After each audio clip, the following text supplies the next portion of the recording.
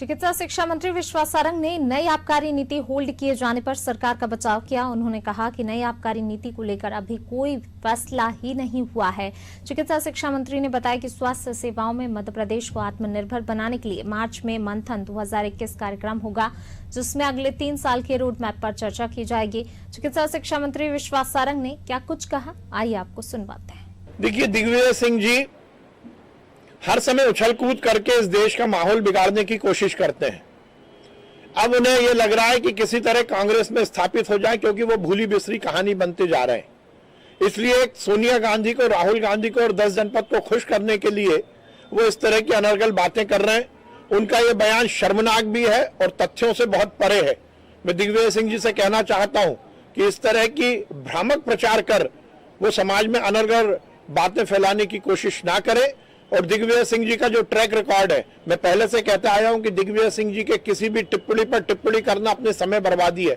जो व्यक्ति आतंकवादियों को संरक्षण देने की बात करता हो, जो पाकिस्तान परस्ती की बात करता हो, जो इस देश में धर्म की लड़ाई लड़ने की बात करता हो, जो जाति से जाति को भिड़ाता हो, जो कांग्रेस के बड़े दलित नेता फूल सिंह बरैया के क्रॉस वोटिंग कराकर दलितों पर का अपमान करता हो, जिसने लगातार इस देश में अराजकता के माहौल बनाने की कोशिश की हो, उस दिग्विजय सिंह के किसी भी बात पर ना समाज ध्यान देता है, ना हमें ध्यान देने की जरूरत है। हमने चिकित्सा शिक्षा विभाग के माध्यम से आगे 3 साल का हमारा रोड मैप क्या हो, उसको लेकर एक चिकित्सा शिक्षा मंथन 2021 का आयोजन किया है। मार्च के महीने में पहले सप्ताह में हम इस मंथन को आयोजित करेंगे, और जिसमें हमारे माननीय मुख्यमंत्री जी, केंद्रीय स्वास्थ्य मंत्री जी विशेष रूप से उपस्थित रहेंगे। देश के नामी ग्रामी विशेषज्ञ जो चिकित्सा जगत से जुड़े हैं, जो चिकित्सा शिक्षा से जुड़े हुए हैं, उनको भी आमंत्रित किया गया है। कोई मतभेद नहीं है, चाहे शिवराज सिंह चौहान जी हो, चाहे उमा भारती हो, चाहे नरोत्तम मिश्रा हो, चाहे विश्वास सारंग हो, या भारतीय जनता पार्टी का कोई भी कार्यकर्ता हो। हम सब नशे के खिलाफ हैं।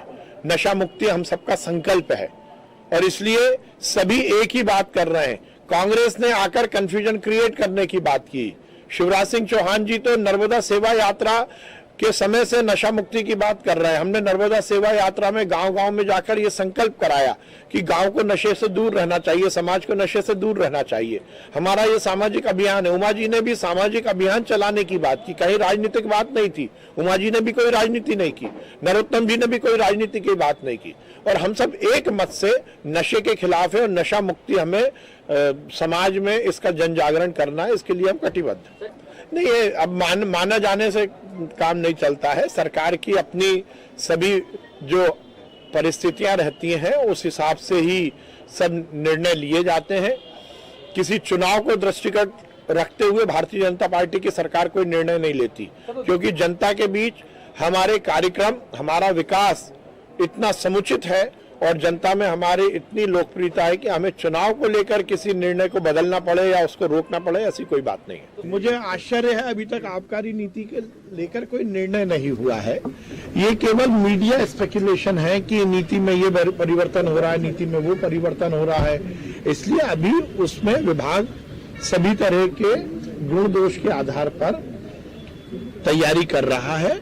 अभी निर्णय होना बाकी है, अभी सभी चीजें पाइपलाइन में है, इसलिए बहुत जल्दी करने की आवश्यकता नहीं है। जैसे ही उस विभाग का जो निर्णय रहेगा वो सबके सामने आएगा।